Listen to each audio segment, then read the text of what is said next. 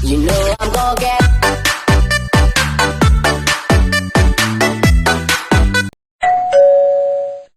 Halo, apa kabar kalian semua? Tepat sebelum awan putih yang bercahaya menutupinya, Yesus meninggalkan satu amanat penting yang akan mengubah tujuan hidup umat manusia selamanya. Berdasarkan catatan kitab suci, momen kenaikan ini seringkali disalahpahami sebagai sebuah akhir, sebuah perpisahan yang menyedihkan antara seorang guru dan murid-muridnya. Namun jika kita menyelami lebih dalam makna peristiwa suci ini, kita akan menemukan bahwa ini bukanlah sebuah akhir cerita keselamatan.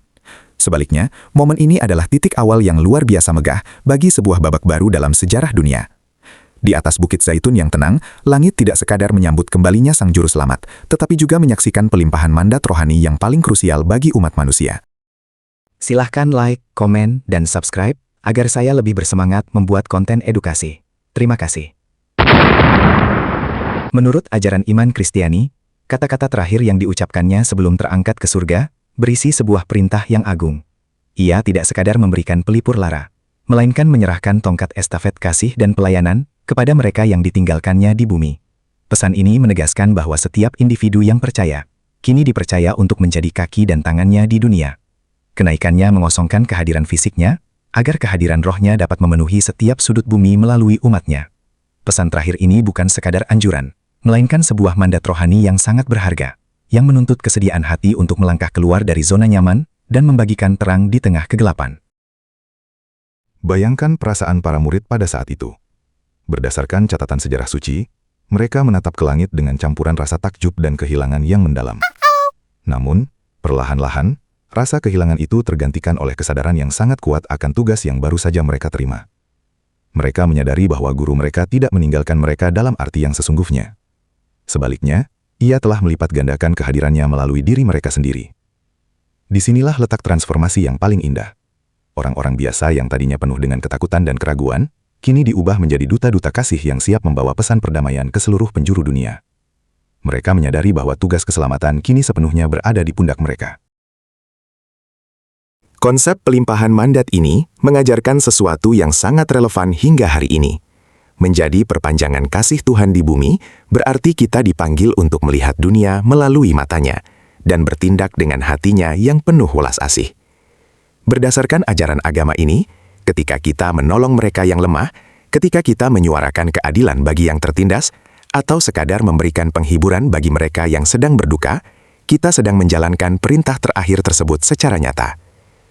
Kenaikannya ke surga membuka jalan bagi pencurahan kekuatan ilahi, yang memampukan umat manusia untuk melakukan perbuatan-perbuatan kasih yang melampaui kapasitas manusiawi belaka.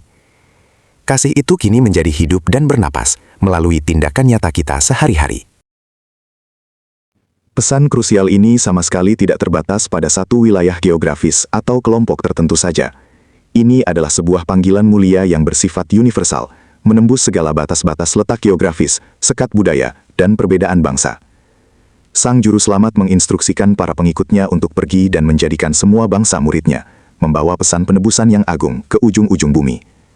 Amanat ini dengan tegas mengingatkan kita bahwa keselamatan bukanlah sebuah harta karun yang harus disimpan rapat dan dinikmati sendiri secara eksklusif. Sebaliknya, ia adalah cahaya terang yang harus diletakkan di tempat yang paling tinggi, agar dapat menerangi seluruh isi rumah kehidupan. Setiap langkah untuk membawa kebaikan adalah langkah yang menggenapi pesan krusial dari Bukit Zaitun tersebut. Dalam hiruk-pikuk kehidupan modern saat ini, perintah terakhir ini tetap bergema dengan kekuatan dan relevansi yang sama besarnya. Kita mungkin tidak lagi berdiri di atas padang rumput Bukit Zaitun dengan balutan jubah linen abad pertama, tetapi medan pelayanan rohani kita ada di sini, di tengah rutinitas kehidupan sehari-hari kita.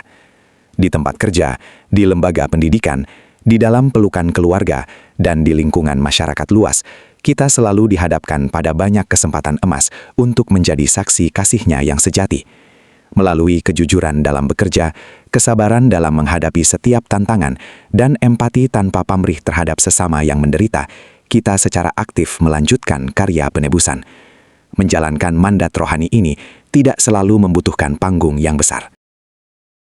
Selain memberikan sebuah tugas pelayanan yang luar biasa besar, peristiwa kenaikan suci ini juga menanamkan benih pengharapan abadi yang tidak akan pernah bisa dihancurkan oleh ujian waktu. Berdasarkan kitab suci, utusan surgawi yang muncul pada momen penuh keajaiban tersebut menegaskan bahwa Ia yang telah terangkat dengan mulia ke surga akan kembali ke bumi dengan cara yang sama indahnya. Janji kedatangan ini memberikan sumber kekuatan yang tak terbatas bagi setiap umat untuk terus bertahan di tengah badai cobaan, dan terus bekerja menyebarkan kebaikan tanpa kenal lelah. Pengharapan suci ini bukanlah sebuah alasan pembenaran untuk berdiam diri secara pasif, sambil menatap kosong ke langit. Pada akhirnya, satu perintah terakhir yang ditinggalkan Yesus sebelum kembali ke surga adalah sebuah penganugerahan kehormatan terbesar yang pernah diberikan kepada umat manusia di sepanjang sejarah. Kita sama sekali tidak ditinggalkan sendirian sebagai yatim piatu di dunia ini, melainkan diangkat derajatnya menjadi mitra kerja ilahi dalam menyebarkan terang. Peristiwa agung kenaikan secara radikal mengubah cara pandang spiritual kita tentang sebuah perpisahan. Itu bukanlah sebuah titik akhir dari kehadirannya yang menenangkan, melainkan sebuah bentuk ekspansi tanpa batas dari cintanya yang nyata melalui kedua tangan kita. Mari kita terus merenungkan dan menghidupi pesan paling krusial ini secara mendalam di setiap waktu. Biarlah setiap tarikan napas dan langkah hidup kita menjadi persembahan syukur yang hidup.